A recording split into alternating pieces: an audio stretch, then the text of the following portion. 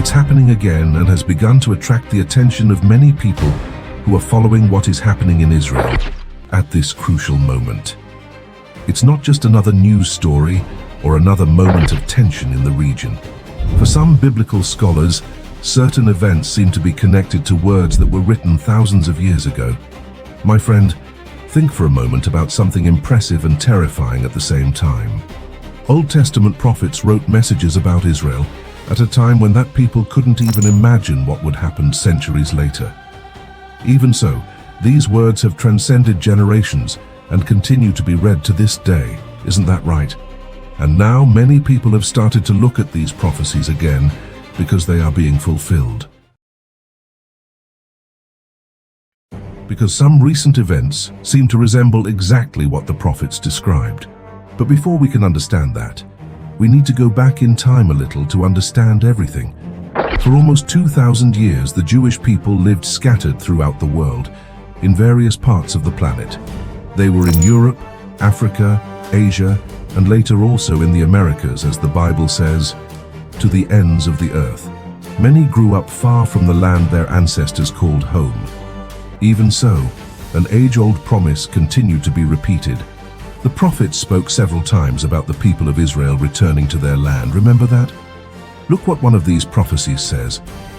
"And I will take you from among the nations, and gather you from all the countries, and bring you into your own land."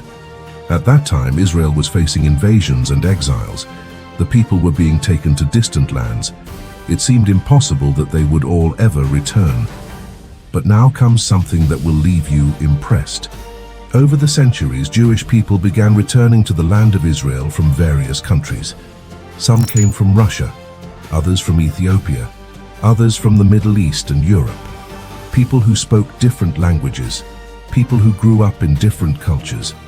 Even so, they all returned to the same land. That's amazing. A people scattered for almost 2,000 years, returning once again to the same territory that their ancestors mentioned in the scriptures. But there's something you need to understand. This return didn't happen all at once. It happened gradually. Entire families made long journeys. Some faced enormous difficulties to reach Israel. Even so, they kept coming. And you know what really catches the eye? Some of these people said they were returning because they believed in the promises of the Bible, promises that spoke of a return to the land of their ancestors. This made many scholars recall another very curious passage. Who has ever heard of such a thing? Who has ever seen such things? Could a land be born in a single day? Could a nation be brought forth in a moment? These words were written centuries before Christ, and when some people read this text today, they are reminded of something very significant that happened in the 20th century. The modern emergence of the State of Israel, a nation that reappeared on the map after almost 2,000 years. Do you realize how extraordinary this seems to those who study these prophecies? But now comes something that really catches the eye. After Israel was re-established as a nation, another phenomenon began to occur. Millions of people continued to arrive, coming from all corners of the planet. Each generation brings more people back. Some scholars have begun to call this movement the return of nations, as if an ancient promise were being fulfilled before the eyes of the world. And this raises a question that many people are asking right now. Are these events simply part of political history, or are we witnessing something that the prophets foretold thousands of years ago? Now let me ask you a very honest question. When you see people returning to Israel from so many different countries, do you believe this could be linked to ancient biblical prophecies? Or do you think all of this is just a coincidence of history? Because there's another detail happening in Israel that many scholars have begun to observe even more closely. And when you understand this detail, the story seems to take on an even deeper meaning. This detail has started to attract a lot of attention in recent years. It's not something that makes headlines every day. It doesn't involve armies or wars. But for those who study the Bible, it may be one of the most curious signs happening in Israel. We're talking about the land. Yes, from the land of Israel itself. For centuries, many travelers who passed through the region described the place as dry and difficult to cultivate. Some areas were almost deserted. Trees were rare in many regions. But something started to change. Over the decades, enormous planting projects began to transform parts of the territory. Millions of trees were planted. Regions that were once arid began to produce fruits, vegetables, and crops that had previously seemed impossible in that climate. Today, Israel exports food to many countries, and this reminded many people of an ancient passage from the scriptures. But you, O mountains of Israel, you will produce your branches and bear your fruit for my people Israel. For the time is near when they will come. These words were written at a time when the land was devastated by invasions and wars. Even so, the prophet spoke of a time when that land would produce again. Now think about this. A land considered difficult to cultivate is flourishing again. Plantations springing up in regions where previously there was only dry soil. Do you realize how impressive this seems to anyone observing these ancient passages? But now comes something that will make you even more curious. There is a tree that is frequently mentioned in the Bible when discussing Israel. The fig tree. In biblical times, the fig tree was a well-known symbol of the people of Israel. It appeared in parables, stories, and teachings. And in one of Jesus' most well-known sayings, he used that very tree to explain a sign. Now learn this lesson from the fig tree. As soon as its twigs get tender and its leaves come out, you know that summer is near. Many people interpret this passage in different ways. Some believe she speaks about spiritual vigilance. Others believe it may be related to events involving Israel. This makes many people pay attention to every change that happens in that land. Each transformation brings unexpected growth, full of new things. Because Israel is one of the most watched places on the planet, scientists are developing advanced agricultural technologies there. Regions that were once dry now produce food. Trees are planted in areas that have been abandoned for centuries. Did you notice that this is something that catches the attention of many people who study the scriptures? But there's something even more interesting happening. While the land returns to production, another movement grows in parallel. People from all over the world continue to travel to Israel. Some come out of curiosity, others arrive driven by faith, and many come because they feel that this place holds something special. If you enjoy understanding these connections between current events and ancient biblical texts, take this opportunity to subscribe to the channel. This way you can follow other reflections like this one that help you look at Israel from a different perspective. Because there is a cultural and spiritual phenomenon happening in Jerusalem that few people outside the region realize. And when you understand what is happening there, the ancient prophecies begin to seem even more intriguing. This phenomenon is happening on the streets of Jerusalem almost every day. Early in the morning, as the sun begins to appear behind the hills, groups of people walk towards one of the oldest places in the city. Some come in silence. Others sing softly. Some carry small books in their hands. They are going to pray. Jerusalem has always been a city of prayer. That's nothing new. What is striking is the increasing number of people visiting in recent years. Young people, families, people who previously did not have a strong connection to faith have now returned to seeking out ancient texts. Some begin to study the scriptures again. Others spend hours reading passages that speak about Israel, Jerusalem, and the future. And you know what's even more curious? This movement is not limited to residents of Jerusalem. People from various countries also come to study the scriptures right there, in the city where many of these texts took shape. A growing interest in texts that were written thousands of years ago. But there's something you need to understand. The Bible speaks several times about periods when people would return to seeking God with greater intensity. One of these passages says something very powerful. "And you will seek me and find me when you seek me with all your heart." These words were written at a time when the people were spiritually distant. Even so, the message spoke of a sincere return. And when some people observe what is happening in Jerusalem today, they are reminded of exactly this type of passage. More people are praying. More people are studying ancient texts. More people are trying to understand the promises of Scripture. But now comes something that really catches the eye. Jerusalem has also become a meeting point for people who study biblical prophecy. Study groups are springing up in different parts of the city. Some analyze texts written by the prophets, others study the words of Jesus, and many are trying to understand how these texts might connect to current events. This creates something very interesting, a city where history, faith, and expectations for the future intertwine every day. Do you realize how different Jerusalem is from any other city on the planet? In few places in the world can you find people discussing texts written thousands of years ago as if they were still talking about the present. But now comes something fascinating. There is a biblical promise that speaks precisely about Jerusalem becoming an important spiritual center again. For out of Zion shall go forth the law, and the word of the Lord from Jerusalem. These words were written centuries before Christ. Even so, many people read this text today and begin to notice something curious. Interest in Jerusalem is growing. People want to get to know the city. They want to understand their story. They want to walk through the places mentioned in the scriptures.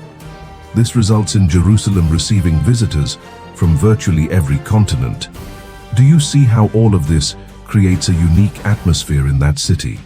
Ancient history, Bible studies, people seeking spiritual answers, everything happening in the same place. Now think about this with me for a moment. If ancient prophecies speak of Israel and Jerusalem playing an important role in history, could these spiritual movements be part of something bigger?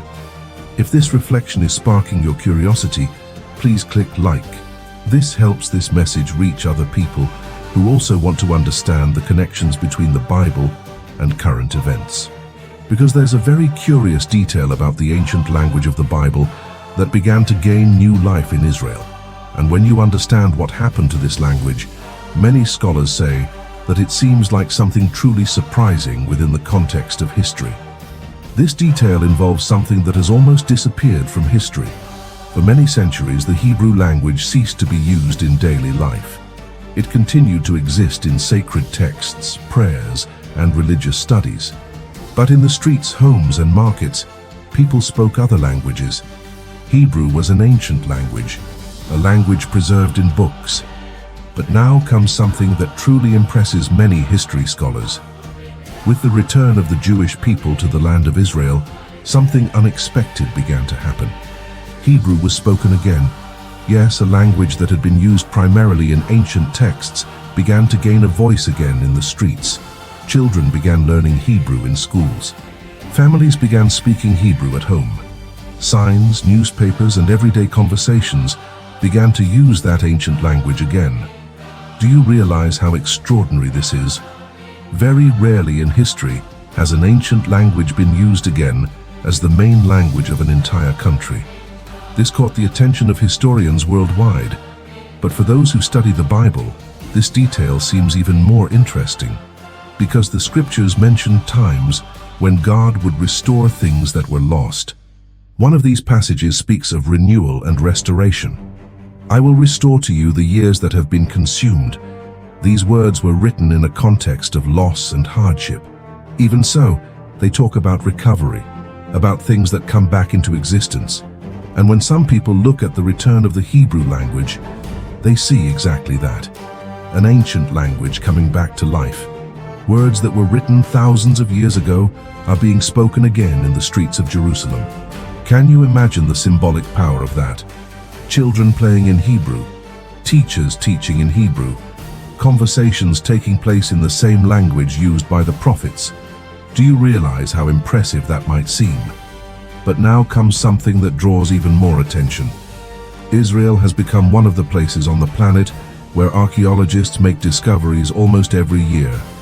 Small pieces of pottery, old coins, clay seals used by officials of the Kingdom of Judah. And often these discoveries reveal inscriptions in ancient Hebrew. In other words, the same language that appears in the excavations is also being spoken again in the streets. Past and present meet in a very powerful way. This makes many scholars reflect on something. Israel is not just a place full of history, it's a place where many old things have reappeared. The people have returned. The land has started producing again. The language was spoken again. Do you notice how these elements together attract the attention of those who study ancient prophecies? Now think about it. If so many things that seemed lost have returned to existence in Israel, could other promises in Scripture also be fulfilled in the future? This is a question that many scholars ask today, and here's an interesting thought for you. If you could walk the streets of Jerusalem today and hear children speaking Hebrew, the same language used in biblical texts, how would you feel realizing that words written thousands of years ago still resonate in that city?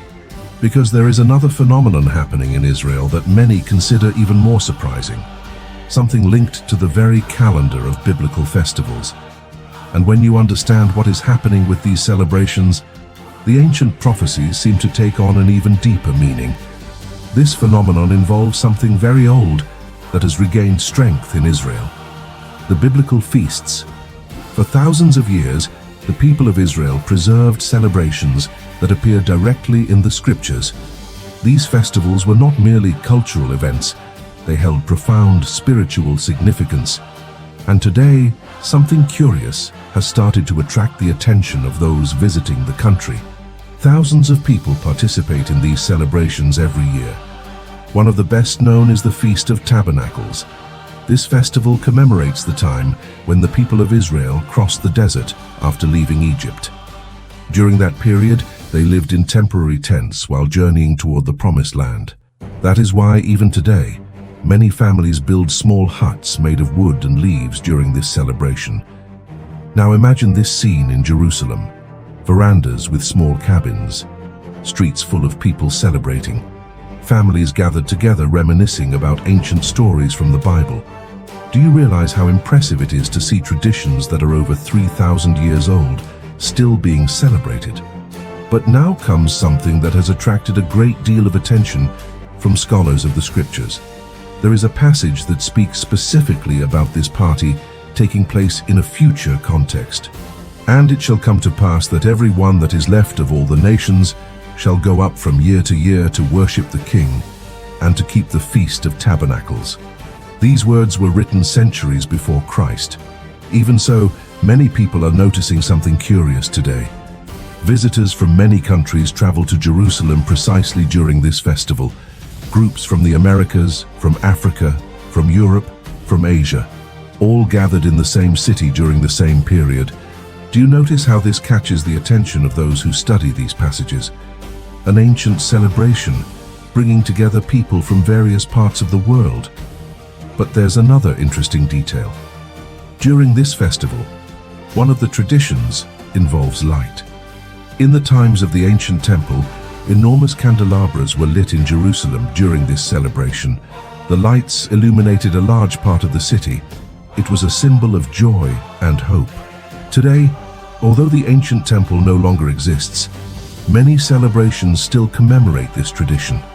Lights, corners, people gathered together. This creates a very special atmosphere in Jerusalem. Now think about this with me for a moment.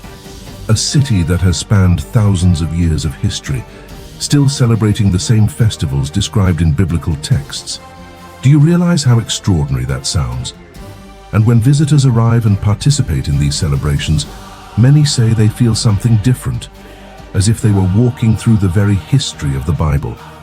This makes many people wonder if these ancient celebrations might play an even bigger role in the future, perhaps as vivid reminders of promises that may yet be fulfilled. Now let me ask you a very interesting question. If you had the opportunity to be in Jerusalem during one of these ancient festivals, seeing people from all over the world gathered there, would you feel that you were just at a cultural celebration? Or would you think that something deeper was happening in that moment? Because there is one last promise in the Scriptures that speaks to Israel in a very powerful way. A promise that connects past, present, and future. And when you understand this final message, everything we have seen so far seems to take on an even greater meaning. After observing all of this, we arrive at a point that makes many people reflect deeply. Israel has returned to existence as a nation. People returned from various countries. The land has started producing again. An ancient language is spoken again. The feasts described in the Scriptures continue to be celebrated. When some people put all these events together, they begin to remember something that appears many times in the Bible: the idea of restoration. Several passages speak of times when God would restore what seemed lost. Look at what one of these words says: "And I will plant them in their own land, and they shall never again be uprooted from the land which I have given them." These words were written by a prophet during a time of profound crisis for Israel. Even so, the message was about permanence, about a people living in their land again. And you know what really catches the eye? For centuries, many believed that Israel had disappeared from history forever. The people were scattered across the globe, and the ancient land was under the rule of various empires. But today, Israel is back on the map.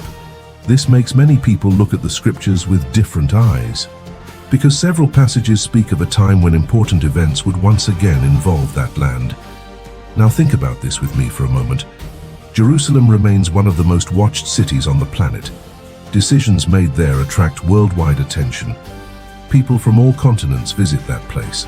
Scholars continue to analyze every detail of the region's history. Do you notice how Israel continues to be in the spotlight? But there is something even more important that often goes unnoticed. The prophecies in the Bible don't only speak about historical places or events. They also talk about people's hearts, regarding change, about hope, regarding returning to God. One passage says something very powerful: "I will give you a new heart and put a new spirit within you." This promise speaks of inner transformation, about something that begins within people. And perhaps that's precisely where the deepest message of all lies. When we look at Israel and Jerusalem, we see a history full of challenges, achievements, and promises. But at the same time, these stories bring to mind something very personal. Everyone also experiences moments of starting over, moments when something old needs to be restored, moments when new choices can change the course of life. So, my friend, after looking at all this, a very interesting question remains. Are we merely witnessing historical events unfolding in Israel? Or are we witnessing fragments of ancient promises coming to life before our very eyes? Perhaps each person will have a different answer. But one thing is certain: the words written in the scriptures thousands of years ago continue to spark questions, curiosity, and hope in millions of people around the world. And now, I want to hear from you. When you observe all that is happening in Israel today, do you believe that ancient prophecies are truly beginning to be fulfilled? Or do you think these events are simply part of the natural course of history? Leave your comment, and thank you so much for watching. Until the end, I'll see you in the next video. God bless you and see you soon.